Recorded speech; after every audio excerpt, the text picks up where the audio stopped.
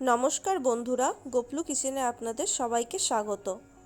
আজকে আমি শেয়ার করব ইডলি বা ধোসার সাথে খাওয়ার জন্য খুব ইজি দু ধরনের চাটনির রেসিপি।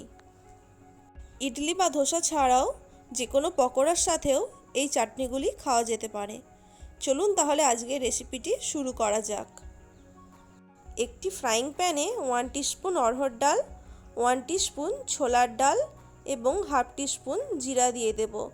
এগুলিকে 2 মিনিটের মতো ড্রাই রোস্ট করে নেব। রোস্ট করা হয়ে গেছে, এগুলিকে একটি পাত্রে তুলে নেব। এবার ওই ফ্রাইং প্যানে 3 টেবিল চামচ সাদা তেল দিয়ে দেব। ওর মধ্যে 2টো শুকনো লঙ্কা দিয়ে দেব এবং 5 থেকে 6টি রসুনের কোয়া দিয়ে দেব। ওরই সাথে 1 ইঞ্চের মতো আদা দিয়ে দেব। এগুলিকে হালকা ভেজে নিতে হবে। এরপর ওরই মধ্যে মিডিয়াম সাইজের একটি টুকরো করে নেওয়া পেঁয়াজ দিয়ে দেব। একইভাবে পেঁয়াজটাও বাকি মশলার সাথে ভেজে নিতে হবে।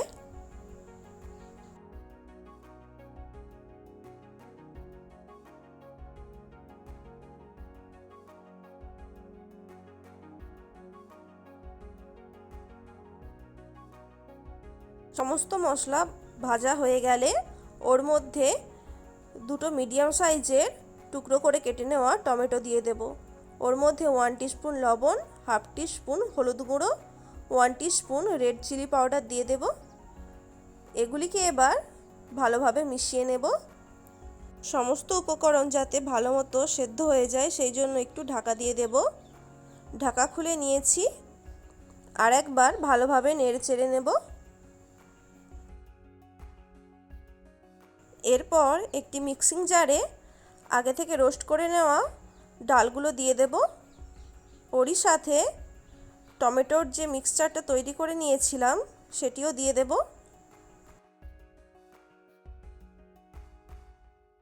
সব কিছু দিয়ে ভালো মতো পেস্ট করে নেব। টমেটো চাটনি তৈরি হয়ে গেছে। এবার ওপর থেকে একটু লেবুর রস দিয়ে দেব। এবার একটি পাত্রে 2 টিস্পুনের মতো তেল দিয়ে দিচ্ছি। ওর মধ্যে 1 টিস্পুন কালো সর্ষে দিয়ে দেব। ওরই সাথে 3 থেকে 4টে কারি পাতা দিয়ে দেব। এবার এটিকে টমেটো চাটনির ওপর দিয়ে দেব।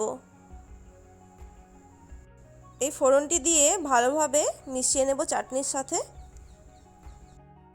ইডলি বা ধোসার সাথে খাওয়ার জন্য টমেটো চাটনি একদম তৈরি হয়ে গেছে। একটি মিক্সিং জারে টুকরো করে কেটে নেওয়া নারকেল দিয়ে দেব। ওরই সাথে 2 টিস্পুন ভাজা ছোলা দিয়ে দেব। এরপর ওতে 1 ইঞ্চের মতো আদার টুকরো দিয়ে দেব। এরপর দিয়ে দেব 4টে কাঁচা লঙ্কা। এরপর দিয়ে দেব খুবই সামান্য তেঁতুল, আর দিয়ে দেব সামান্য পরিমাণে ধনেপাতা কুচি। ওরই সাথে দিয়ে দেব 1 টিস্পুন লবণ। এবার এগুলিকে সামান্য একটু জল দিয়ে মিহি পেস্ট বানিয়ে নেব।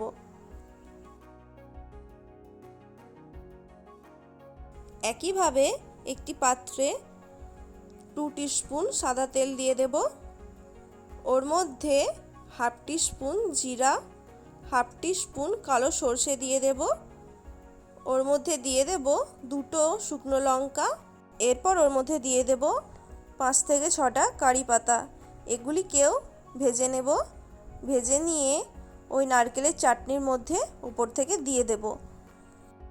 একইভাবে উপর থেকে এই ফোড়নটা দিয়ে ভালোভাবে মিশিয়ে নেব। দেখুন বন্ধুরা, আমার 2 রকমের চাটনি তৈরি হয়ে গেছে। আজকের রেসিপিটা কেমন লাগলো অবশ্যই কমেন্ট করে জানাবেন। ভালো লাগলে ভিডিওটিতে একটি লাইক করে দেবেন, আর আমাদের চ্যানেলে নতুন বন্ধু হয়ে থাকলে চ্যানেলটিকে অবশ্যই সাবস্ক্রাইব করে দেবেন।